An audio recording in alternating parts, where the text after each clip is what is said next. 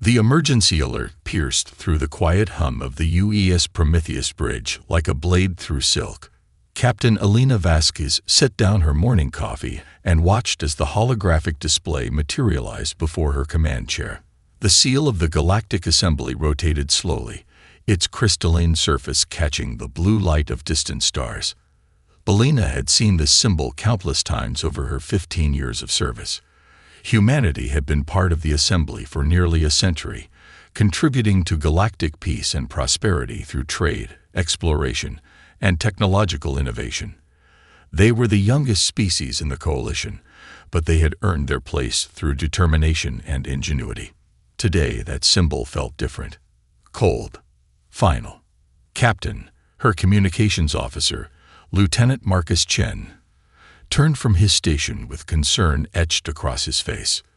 This is a priority Alpha transmission directly from the Assembly High Council. It's being broadcast to every human vessel and colony simultaneously. Elena straightened in her chair. Priority Alpha meant emergency conditions that threatened galactic stability. The last time such a broadcast had been issued was during the Andromedan War 30 years ago. Put it through, Lieutenant. The hologram shifted, revealing the familiar form of Counselor Thane Kyrith, the Zephyrian representative who had served as Assembly Speaker for the past decade. His usually composed demeanor seemed strained, his bioluminescent skin patterns flickering with what Elena recognized as barely contained anxiety. Citizens of the human colonies, Kyrith began, his melodic voice carrying across space to reach every human ear in the galaxy. It is with great deliberation that the Galactic Assembly has reached a unanimous decision regarding humanity's continued membership in our coalition. Elena felt her blood turn cold. Around the bridge, her crew had gone completely silent.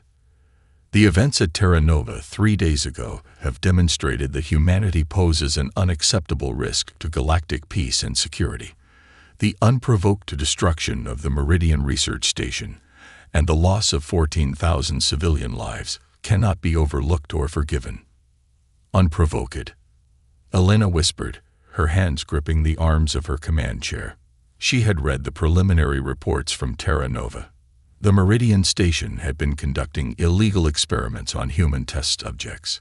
When the local authorities had demanded access to investigate, the station's automated defenses had opened fire on the human colony below. Kyrith continued his pronouncement with the cold efficiency of a judge delivering a death sentence.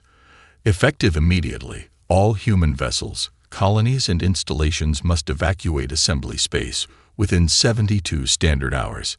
Any human presence detected in assembly territory after this deadline will be considered an act of aggression and dealt with accordingly. The transmission ended abruptly, leaving the bridge in stunned silence. Elena stared at the space where the hologram had been, trying to process what she had just heard. Exile.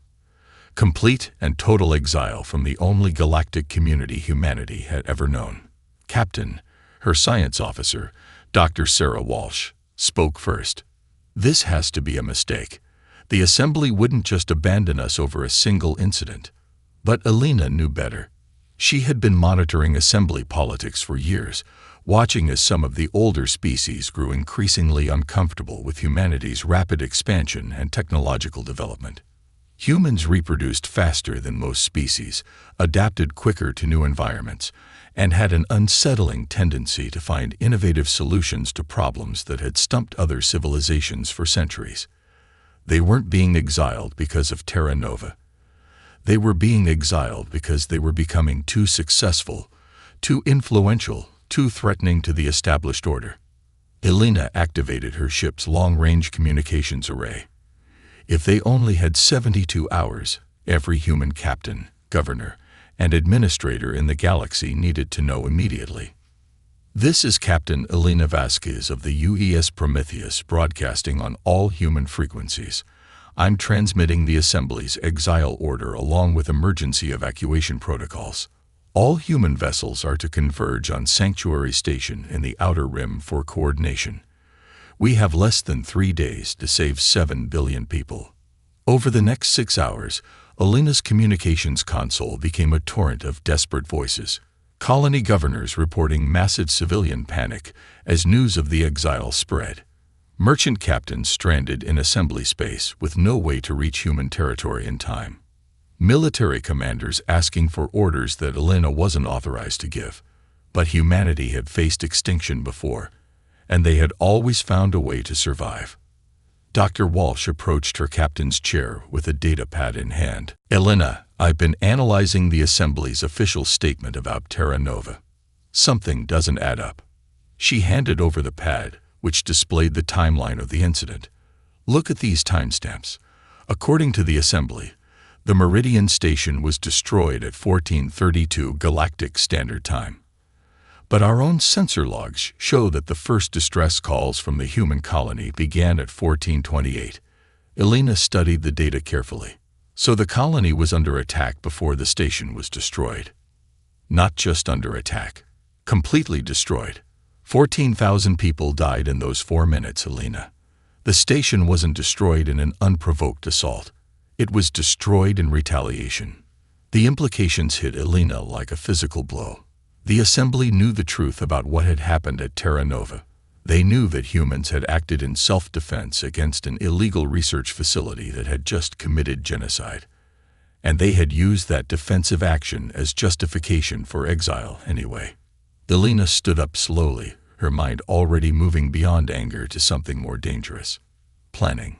"Sarah, how many human colonies are there in the Outer Rim territories?" 17 confirmed settlements, plus about 30 smaller outposts and research stations. They're all technically outside assembly space, but they're barely self-sufficient. What about the dark zones beyond Outer Rim? Dr. Walsh consulted her datapad again. Unmapped space, mostly. A few automated mining operations, some deep space research platforms. The Assembly considers those regions too dangerous and resource-poor to be worth claiming. Elena smiled for the first time since receiving the exile order. "Perfect. Marcus, get me a priority channel to Admiral Rebecca Stone at Sanctuary Station." The connection took several minutes to establish across the vast distances of space, but eventually Admiral Stone's weathered face appeared on Elena's personal display. Stone had been Elena's mentor at the Academy, and one of the finest strategic minds in the human fleet. "Elena," Stone said without preamble, "I assume you're calling about our new status as galactic outcasts." "Among other things. Rebecca, how many ships do we have that can operate completely independently of assembly infrastructure?" Stone's eyes narrowed as she caught the implication behind the question. "You're thinking about more than just evacuation, aren't you? The Assembly just made 7 billion humans homeless based on a lie. They're counting on us to scatter, to fade away quietly in the dark corners of space, where we can't threaten their comfortable little empire." Elena stood and walked to her observation deck, looking out at the star field that had once represented opportunity and cooperation. Now it represented exile and abandonment. "But what if we don't scatter, Rebecca? What if we do the opposite?" Admiral Stone was quiet for a long moment. When she spoke again, her voice carried the same hard edge that had made her legendary during the Outer Colony Wars. "You're talking about building something new out there in the dark. Something they won't see coming. Humanity has always been at its best when our backs are against the wall. We innovate, we adapt, we find solutions that no one else would even consider. The Assembly thinks they're getting rid of a problem by exiling us." Elena turned back to face the Admiral's image on her display. "But what if they've actually given us the greatest opportunity in human history? What if they've given us the freedom to become something better than they ever imagined?" Over the following weeks, as human ships and colonies evacuated assembly space in the largest migration in galactic history, Elena's words spread through the Exodus fleet like wildfire. Emergency became opportunity. Exile became liberation. The first human settlements in the dark zones were established within a month of the Exodus. Small, hidden colonies that existed completely off the galactic grid. But they were connected by an invisible network of communication relays and supply lines that the Assembly sensors couldn't detect. Dr. Walsh made the first breakthrough 6 months after the exile began.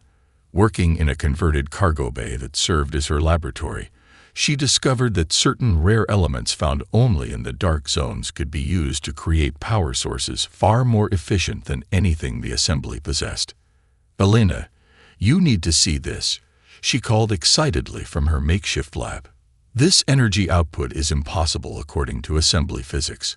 We're generating 3 times the power with half the fuel consumption."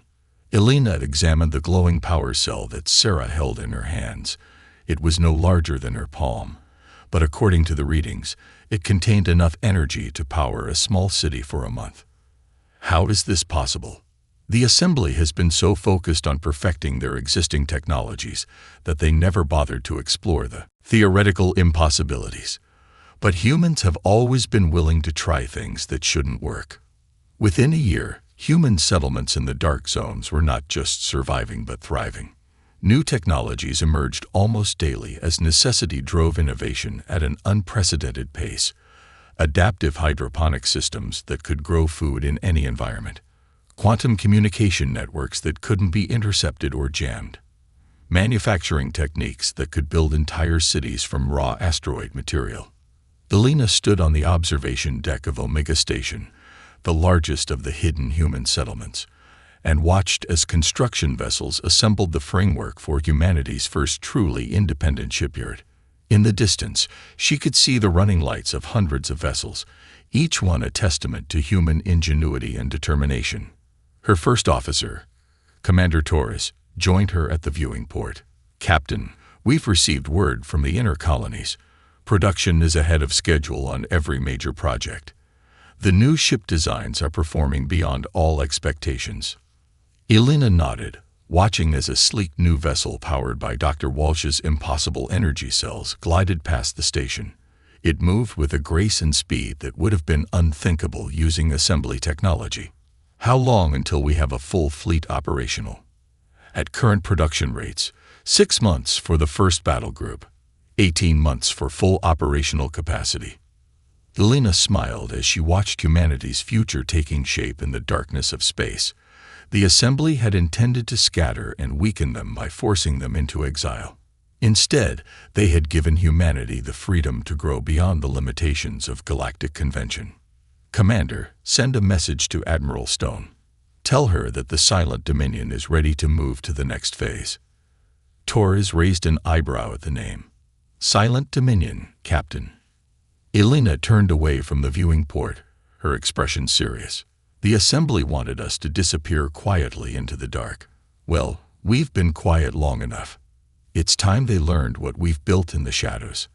As Elena walked back toward Omega Station's command center, she carried with her the satisfaction of a plan 25 years in the making finally approaching fruition. The assembly had exiled humanity thinking they were solving a problem. They had no idea they had just created their replacement. The hidden empire rises. 25 years after the Great Abandonment, the Galactic Assembly held its most critical session in over a century. The crystalline chambers of the Assembly Hall on Nexus Prime buzzed with nervous energy as representatives from 47 species gathered to address what many were calling the greatest threat to galactic stability since the formation of the Coalition itself. Councillor Thane Kyrith, now bearing the silver marks of advanced age across his bioluminescent skin, stood before the assembled delegates with a gravity that silenced even the most vocal critics. The holographic displays around the chamber showed star charts dotted with red warning markers, each one representing a mystery that the Assembly's greatest minds could not solve. "Honored delegates," Kyrith began, his once melodic voice now carrying the weight of profound concern. "What I am about to share with you will challenge everything we believe we know about the current state of galactic civilization." The first hologram showed the Outer Rim territories, regions that the Assembly had always considered barren and worthless. But now, those empty sectors pulsed with activity that their sensors could barely detect. 6 months ago, our deep space monitoring stations began detecting anomalous energy signatures from the dark zones beyond our territory.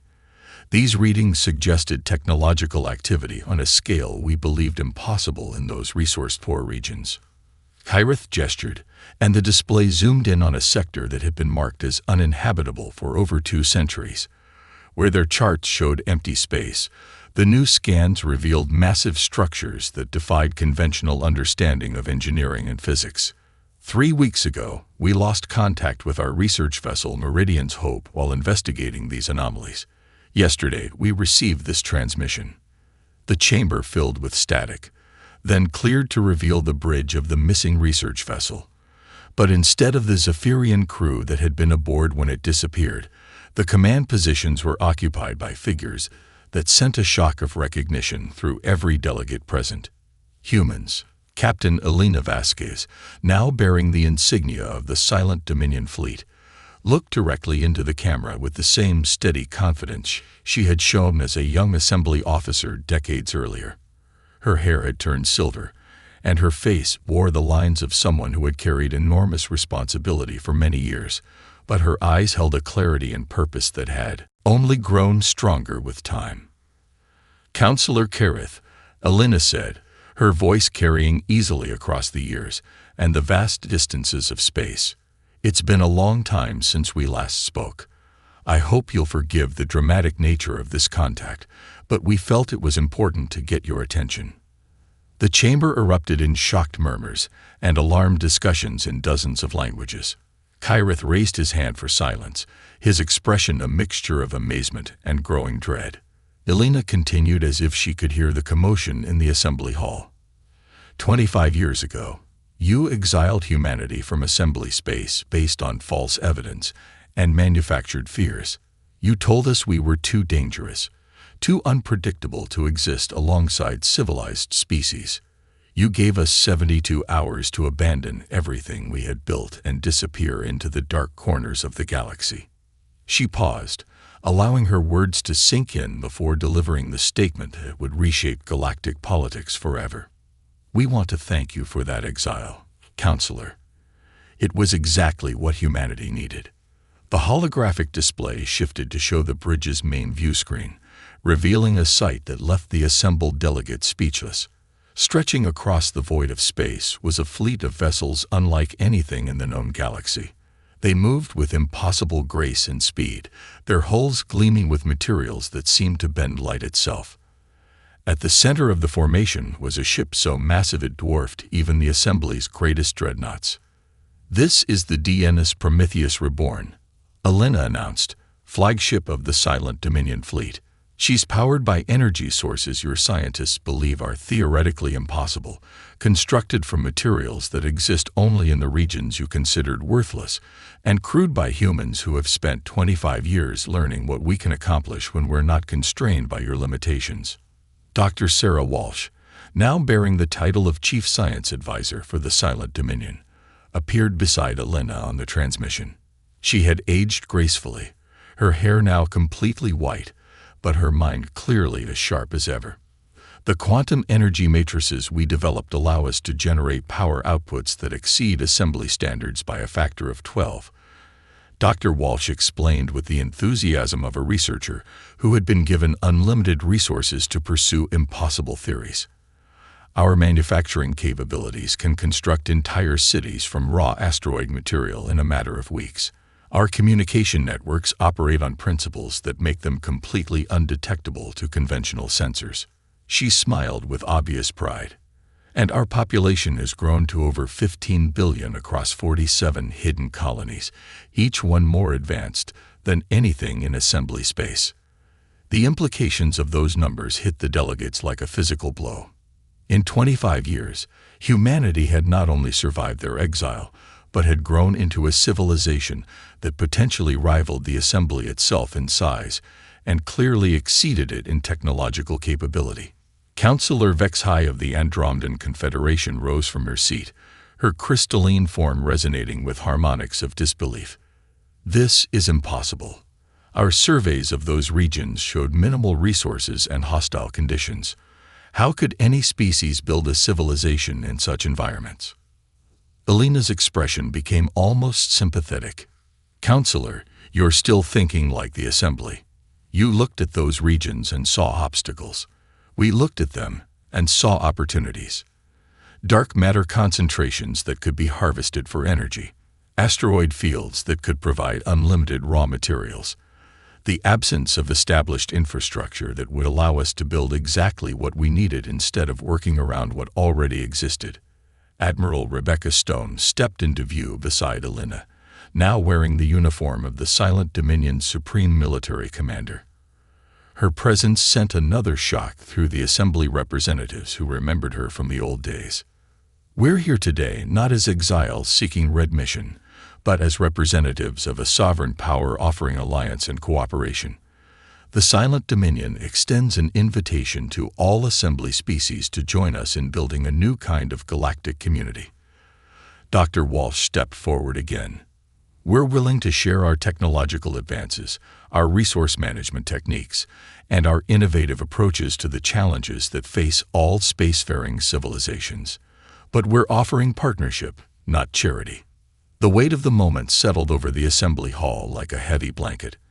For over a century, the Assembly had been the undisputed power in the galaxy, setting the rules and boundaries that all other species had to follow. Now they were being presented with evidence that their exiled outcasts had not only survived, but had grown into something that might be superior to everything they had built. Alina seemed to sense their thoughts. We know this is difficult to accept. You exiled us because you feared what we might become if allowed to grow within your system. Now you're discovering that we became something far greater by growing outside it. She gestured to something off-screen, and the display shifted to show dozens of other vessels approaching from different directions. Each one represented a different human colony, a different innovation, a different piece of the civilization that had been built in secret over the past quarter century. We're not here to conquer or replace the Assembly, Alina said firmly. We're here to offer an alternative, a chance to build something better together, based on mutual respect rather than hierarchical control. Admiral Stone stepped forward one final time. But make no mistake, we're also prepared to defend ourselves and our allies if threatened. The Silent Dominion may have been built on the principles of cooperation and innovation, but we learned our lessons from the Terra Nova incident. The transmission began to fade, but Alina's final words carried clearly across the vastness of space. You have 72 hours to consider our offer of alliance and cooperation. After that, the Silent Dominion will begin establishing formal diplomatic relations with individual Assembly species who wish to join us in building a better future. As the hologram disappeared, leaving the Assembly Hall in stunned silence, Kyrith realized that everything had changed. The exile that was meant to remove humanity as a threat to the established order had instead given them the freedom to become something that could replace that order entirely. The Assembly had thought they were solving a problem by banishing humanity to the dark corners of space. Instead, they had created the future of galactic civilization, and now that future was offering them a chance to be part of it.